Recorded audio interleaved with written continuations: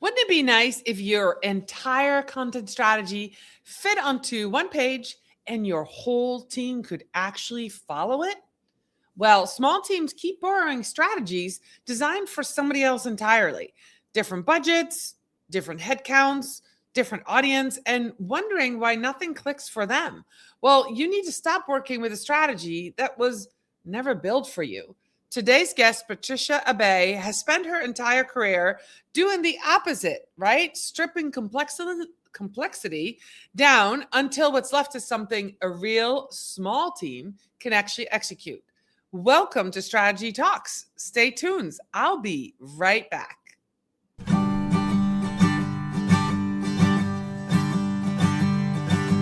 Let's strategize together. Let's hear it from an expert. Join the conversation, it's informative and free. You and me, let's talk some strategy.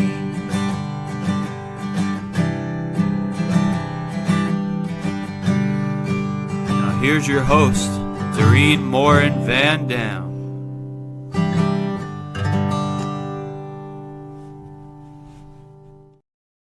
Hello, welcome everybody to Strategy Talks. We are live on a Tuesday morning. It is May 5th today. In case you're listening to this, watching this live, I want to welcome you. Let us know in the comments whether you're here on LinkedIn or Facebook, or you might see this on YouTube. Those of you who listen to Strategy Talks as a podcast, you'll probably listen to this a few days or a few weeks. Weeks later, I want to welcome you as well. We value your listening time, and we want to make sure that everything we do, we understand that we're not just have people watch a live show, but we also have lots of people listening to this content. So I'm going to introduce you to my new friend, Patricia Aber. She's here from Uganda, and I think you're my first guest from Uganda. So I'm very excited that you're here, and just want to tell everybody the way we got connected is that I did a shout out for new guests for Q2. Did it on LinkedIn, and lots of people connected. And somebody that you work with in the Netherlands, who I was connected with, said, "Hey, you need to talk to Patricia." And so we connected, and we're going to talk about a simple content strategy for small teams. Because, Patricia, a lot of people get this wrong, right? Yes. Hi, Doreen. Thank you so much for having me. I also want to say hello to the people that are watching, because I know there are a couple of people watching who are looking forward to this event. So yeah, hi. I am so glad you're here. But yeah, so it's so tempting, right? When you're a content creator, when you're a social media manager, you're on social media and you see big companies jump into big trends, or people that have big budgets do incredible video things. And so, but if you're trying to be like them and borrowing, as we call it, their strategy, things can go wrong, right? So what do you see goes wrong? What is one of the things that you notice? I wouldn't advise small teams to copy what the big brands are doing, because big brands have the teams, they have the resources. I advise the small teams to focus on their message, simplify their message, and build on that. Yes, thank you. Yeah, so their message. Now, it's interesting. I just presented last week at Killington, which is where I live in Vermont, state of Vermont, at a conference, and we were talking about AI-assisted content strategy, which is really what we're talking about today. Although I don't know if we're going to get into AI. It wasn't in any of my questions. But one of the things that I wanted to make sure that everybody took home that was in the room with me, that AI-assisted content starts with a true story. Now, you work for a lot of European NGOs, you work for businesses, small businesses. And so what you're doing, what I assume you're doing, is you're extracting the stories and amplifying them on social media. Am I correct? Yes, you are correct. Yeah. And so it's very tempting and this is what was happening to the people in the room, very tempting to start with AI and not start with the stories. And that's where the problem lies. So if you're watching this or listening to this, yes, you can use AI to help amplify your social media. But if you start with AI and then use AI to amplify that, you're just going to have worse content faster and more of it, right? So extracting the stories is what's important. And once you have an original story, then you can amplify it with AI. Oh, So, yes. Yeah. right. So when somebody's content is messy, what does that mean, Patricia? What do you mean when you say like people's content is messy? I know I have a definition. What do you see when it's messy? If someone's content is messy, you can actually see it from the fact that they're everywhere. They'll be everywhere. They won't have a strategy. They'll be chasing every trend that they see. They'll be on every platform. They won't have any direction, no clarity, no consistency. That's how you can tell that someone's content is messy and they need a strategy urgently. Yeah. So what you're saying is don't be everywhere and don't just randomly post. We call that random act of content. We don't want random acts of content. So when you start working with somebody and you realize that, what is the first thing that you say to somebody to stop doing? Say you start with working with a new content, they have random acts of content. It's a new business, a new NGO, you're working with them and you've already identified they're messy, they're everywhere, nothing works. What are you going to tell them to stop doing? What's the first thing you tell them to stop doing? I'm going to tell them to first stop, pause, and think about what they want to be known for. Let them deeply reflect on what they want to be known for, what they want the people outside there to know them for, to find out their target audience and shoot for them. Yes. They should stop. Yeah. Yeah, but it's hard because I'm going to ask this question. I think I already know the answer. Do people generally know who they want to talk to? That's a very good question, actually. But thank God there are tools for that. Go online, check out Sparktor, check out Semrush. They'll help you find out who you want to talk to and who you need to talk to. Yes. Yeah. Because when I was at that conference last week, I had a couple of people, I had conversations like, who is your ideal audience? And they go, everybody. I'm like, no, you can't talk to everybody. If you're trying to talk to everybody, you're talking to nobody. Exactly. So that's the thing that you're stripping away. Now, walk us through, because, you kind of, as I'm studying who you are and it looked at your LinkedIn profile, you talk about a one-page map. What are some non-negotiables? What needs to be on a map, a strategy map for a small business, a small NGO, a small team? What needs to be on that map? Thank you very much. That's a very good question. There are three pillars, three key areas that need to be on a one-page map. The first one is, and I'll keep recurring them as we keep chatting. I emphasize clarity. Make sure you know what you want to be known for on social media. Focus. Choose a platform that you want your content to be shared on. You don't need to be everywhere. That's actually a waste of time. It's the reason you are everywhere. Get a platform or two and do them properly. That's how you're going to get some serious results. And also be consistent.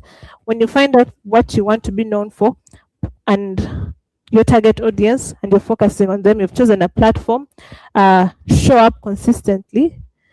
And that's how you build a connection with the people. Show up consistently, and when you connect with them, they're going to trust you, and that's how you're going to start getting some leads. Yeah. But I bet you when you propose this, and I agree with you with these pillars, I bet you get some pushback. But we want to also be on TikTok. Oh, but we also want to be on Instagram, right? What do you say when somebody pushes back? Do you go back to the strategy? What do you go back to? What do you fall back on that shows that this is the right strategy for somebody who gives you the pushback? When you first go back to the goal of your business and the audience that you want. Where is your audience? Are they on TikTok? Are they on Instagram? Are they on LinkedIn? So I'll properly show you where your audience is and the strategy we're going to use to deploy to attract them and to show your services to them. Yeah. Yes. I have a question for you that's not on any of the questions that I gave you. Is there such a thing as posting too much content? Is there such a thing? Yes or no? Do you think there's a thing as posting too much content? If you had asked me that question 2 days ago, I would have said no. But yes, there's actually such a thing as posting too much content. When I was getting into this social media thing, content creation thing, they told us volume is what matters. Volume is what matters. Volume is what matters. But recently, I was listening to Alex Homozi. He's actually quite popular on YouTube. He was talking about it. He said the algorithm lately has been trained to treat content that is not being engaged with as spam. So they'll reject your content and show it to fewer people. So I could say yes. I could say okay, yeah. There's something as too much content. Yeah. Yeah. Yeah, I agree. I think there's such a thing as too much content. And, I almost feel like when you set out of a content strategy, you have to make that decision. It's either quality or quantity, but you can't have both, I think, unless you have an unlimited budget, right? So if you're choosing quality, you're going to have to pick and choose what you spend time on, what you create, and what you post and where you post it. Versus if it's just quantity, you can use AI and post 20 times a day on Facebook. That's what you care to do. But I'm not sure what your results are going to be. So, all right. So I love your 3 pillars. How do you get a team? Because we're talking about small teams. How do you get a team aligned around that content direction? And what does that conversation look like? Because you working with an NGO, you say, well, I'm in Uganda. I know what's happening. I think the storyline is XYZ. You're working with people in Germany, in the Netherlands, people in different areas, and they might say, well, that's not the storyline, or we don't agree. How do you do that? How do you say, but no, I think I'm right? Have you been in that conversation before? Oh yes. We've actually been in such scenarios before, where we've had challenges of aligning, or we've gotten pushbacks from several team members, but there was actually no magical trick I used to convince them. They just trusted the fact that I'm on the ground, and they let me do the storytelling myself. Yeah. Yeah, well, that's magical. You said there was no magical, but you're on the ground. I think that's the word that we were looking for, right? Believe the people that are on the ground. If you're watching this, if you're listening to this episode of me and Patricia talking about content for small teams, you might have very few resources. You might not be on site. If you're a remote worker and you're supposed to create content, listen, go to the source of the people who are on the ground.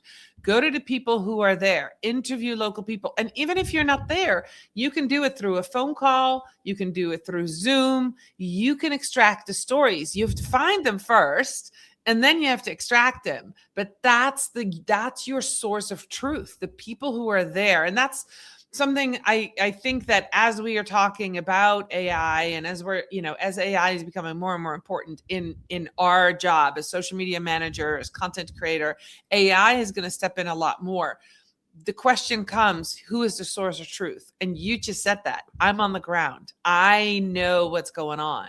So for them, you convince them I'm the source of truth. And they agreed. So I love that. I think that is exactly what you should be doing. And if you're in a remote location and you're, creating content for a company and you're not right there, find somebody who is and figure out what the source of truth is and what the stories are that you need to be telling. Because I think that's really, really important. So now you convince them, okay, I'm the source of truth. You build a plan. It's Friday. It's great. You're all set. On Monday, you go, wait a second. Are we sure we're going to do this? you get pushback because now they're worried, like, are you sure this is going to happen? What do you say then? When do you say wait for the data? Do you say give me 3 months? Like, what do you say? Execution time, execution time. Things sound good in theory, but when it's time to execute, people sometimes are slow, sometimes become negative, they start resisting, but execution, you start executing it immediately. Yes. Right. Yeah. Yeah. So it takes time. So in general, when you create a strategy, Patricia, how long does something take to show some results, to show the fruits of your labor? How long does it take to see an uptick in engagement, or to see more people ask questions? Or how long do you give yourself or your team to see some results when you have a good strategy in place? For good results, I'd give my team 3 months. 3 months, yes. I always go for consistency over virality, because virality fades, but consistency connects. So when something goes viral, it will go viral for a week or two. You get some few comments, but when you're consistent, you get leads. I'm thinking about leads, inquiries within 3 months. Yes. I love that, because you said something that I love and that we don't hear a lot of marketers talk about, at least not in the smaller teams. They want virality. They're asking for engagement. You said leads. You said, results. So that's what we want. That's really what it wants. You don't need 1,000 people to see your content and have nobody inquire about, what you do or how they can help or how they can be involved. You need maybe 5 or 10 or maybe 50 good people who are ready to jump in and be part of your conversation and what you're doing. So yeah, I love that you said that, because that's the true number that we're chasing. We're chasing the leads. We're not chasing the views or the engagement, right? Oh, yes, Um, yes. so I'm just going to throw another question out there, because I'm curious. What's your favorite format right now? Do you love making reels or carousels, or what are you really into creating right now? I'm currently I'm into blog posts. Blog posts. Blog posts? Yes. Okay, yeah. Blog posts, yes. And also reels occasionally. Though the reels I create are mainly for Instagram and TikTok. Recently I had that the LinkedIn algorithm is not favoring videos. So that's what has had me put a stop to it for now. But I'm going to make more research, and if it's now favoring videos, I'll be posting some more videos up on LinkedIn. Yeah. Yeah, LinkedIn is I am seeing all kinds of new reports. Like just this weekend, I read a report about LinkedIn that a lot of it has to do with your profile. And so that means that on your profile, you have to be consistent about what you talk about, what your expertise is, and then what you share. And so, say I'm a content strategist, that almost every post has to be about content strategy before LinkedIn really believes I'm a content strategist, right? Okay. So, it's really important that what you say on your profile and what's there showing matches what you're talking about. But we all know that on LinkedIn, the posts that go viral are somebody gets mad or upset about something that happened in the workplace, because that gets rewarded instantly. But if you want that consistency, you need to talk about the things that you're the expert in. So if you're the expert in social media management and content strategy, that's what most of your posts, or not most, all of your posts should be about. And LinkedIn will start rewarding that. So, and I love that you said that about reels on LinkedIn. I was doing reels a lot last year. The algorithm changed. I now do horizontal videos, clips. They do really well. The clips from the live show do well, Okay. and the live show does well. Because guess what? Guess what AI can't do? Have this conversation for us, right? Exactly. Yes. So that's why I love live, because you can create an avatar, you can fake things, you can create a picture. We could create a picture of Doreen and Patricia, but AI can't have this conversation for us. So that's why I love live, and I do think that that's what's helping my visibility on LinkedIn. And so I'm all in on live this year. Last year on my show, I did a lot of recordings, and so for example, with somebody like you who's further away, might have said, hey, let's find a time that works better for you than 3 o'clock in the afternoon. And we would have pre-recorded our session. But this year, I want this to be authentic. I want this to be live. This is a conversation that we're having out in the open, that people can ask questions. We have lots of comments coming in. I love it. Eunice is here. Matthijs is here. Vanessa is here. I love it. Everybody is saying great insights. It's awesome. But that's why I do live, because it's something that AI can't recreate. So that's why I think this is an important conversation. But yeah, I'm hoping that some of the video continues to be important on LinkedIn. So I am still doing like little clips and the live shows here. So let me ask you for what is the smallest content habit that a small team, like you have a small team, I have a small team, sometimes we're a team of one, can start right now that will have a big payoff over time? What is a content habit that we can do, something we can do every week, or something that we just need to get in the habit of doing? Consistency. Find your platforms, get the days when you're going to be posting, and be consistent on those days. Whether you get the views, the likes, the engagement, whether they're there or not, just stay consistent. And that is one thing I assure you will give you a long-term reward. Yes. Yeah. And I'm going to tell everybody why. I know you know why. It's because we have a lot of lurkers. We have a lot of people who don't engage initially with our content, but are watching our content. And so then when you show up every Monday with a tip, and every Wednesday with a story, and every Friday with a meme, they're going to start watching. And then you get the reactions once you start being consistent. So we have lots of lurkers out there everywhere on all the platforms. And so you have to keep going. And sometimes, is that one of the things I struggle with that? How about you, Patricia? I struggle with keep going and be consistent when it feels like nobody's listening. Have you ever felt that way? I struggled with it too initially, but then I listened to Modern Millie on YouTube, and she was the one who encouraged me. She was like, just keep posting it. And I was like, why not try it? There's nothing to lose. And I love the results. Yes. Yeah. Okay. I'm glad I'm not the only one, because I kind of feel that way a little bit. So much content and advice out there. I mean, if you Google it, if you go to Claude, if you go to chat, it's built for big brands and big budgets.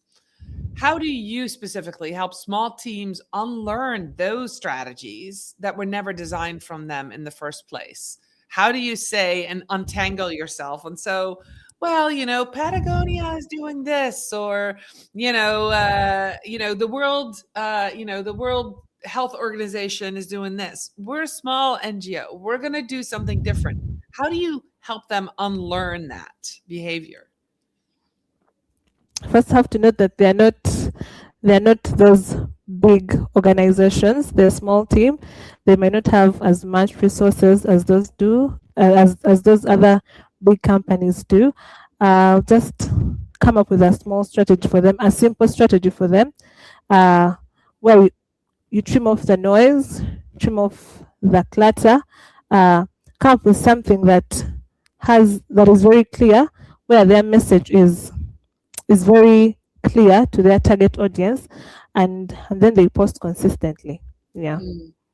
So I'm going to ask you a question that's also not on there. You said you enjoy making blog content a lot, and I want to kind of dive into that a little bit, because I do too. And I think that the blog game has changed a little bit with SEO and GEO coming onto the scene, and with AI coming to, the LLMs coming to your website, and they're scraping the content. Can you explain why, not just because you love writing it, but why you think that's a good strategy for small teams? I chose blog writing in particular because it's the best way I can express my thought leadership, my expertise in certain fields. That's why I chose it. Yes. And it has helped. It has made me more visible to people. People recognize me from my blogs. They're like, oh, she wrote about this, she wrote about that. It's not something that I've been in for long. I've been in it for about 2 months. Yes, but I'm loving it. Yeah.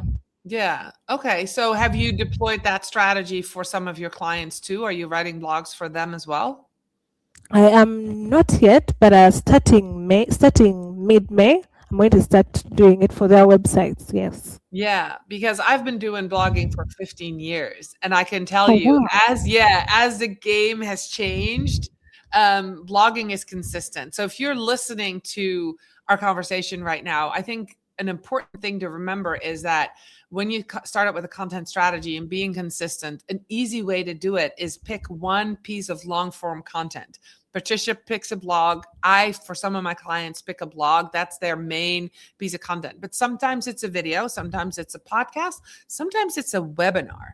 And so when you have that source of truth, that one piece of long form content, Patricia, have you used your blog to then create quotes for yourself, or, put little pieces out and draw people back to your blog, right? Because is that what you do to get people to see it?